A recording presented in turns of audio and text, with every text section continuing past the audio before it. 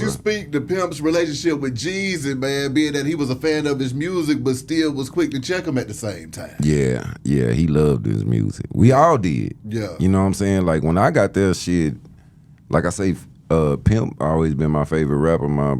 That's my whatever. But at the time, Jeezy was my soundtrack. Yeah, I hadn't met these niggas yet. I wasn't no P, wasn't no nothing. It was straight G. Yeah. You know, I'm in the streets getting it, and Jeezy was the soundtrack. Yeah, my God. Yeah, so when I got the Pimp, like, you know, and then I understood everything that was going on, and shit, what I'm gonna do? He didn't save me from going to the federal penitentiary.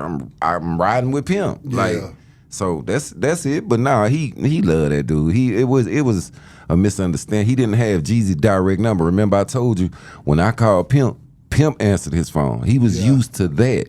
He wasn't used to all that Hollywood shit. Yeah, I gotta call your manager and call his friend and his partner to get to, you know, nah, nigga, if I just did something for you, then he thought he had his, you know what I'm saying? Yeah.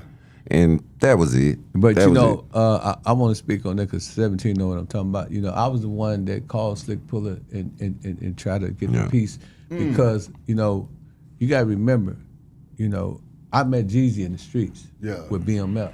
You know what I'm saying? Jeezy had a Lamborghini before he even had the deal. Like, nigga, like, what's that young rapper say?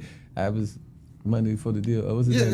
Lucci, young, what's his name? YFN Lucci. Yeah, so that was Jeezy. I had money way before the deal. That was Jeezy for real. And, you know, Jeezy, you know what I'm saying? You know, and we all was so crazy, man. Before that shit happened, man, remember the Get Throw video? Yeah. You see me in there? I was in there. So it was me, Jeezy, Bun B, and Zero.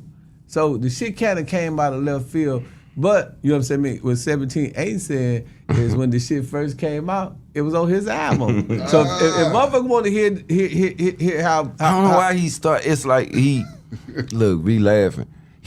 That's what I mean when I say we say he a spaz out here do whatever, but he always had something up here that he was thinking of that he was 10 steps ahead of you because. I guess the album needed some controversy. And he damn sure gave it to all them interludes. All them interludes. That was not. He didn't do those separate. You know, I say Pimp C speaks. Pimp. No, that he did like Ken did when Ken was like, okay, chop it up. No, he did all that in one take, just talking, and then A went in and put little pieces before songs and shit. But that's where he was, coming at.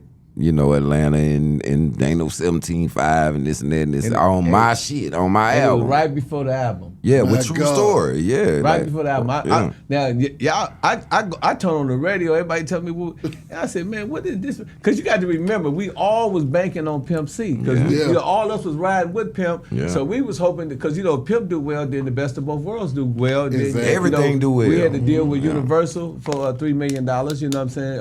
Rick Martin hooked that up. So, we was looking like we wanted Pimp to do well. So when he did the thing, my heart just said, I said, no, Pimp. You know what I'm saying? I'm out here when he do it. Yeah. I'm in the studio out here. I had just left him. He told me, man, I'm going to do an interview, whatever. But he was calm. Yeah. You know what I'm saying? Next day, I'm in the studio. I'm at Hot Beats studio. It's coming over the whole damn sound system. Yeah, it's in the front. When you walk in, and now they playing it in the back. Ain't nobody even recording no more.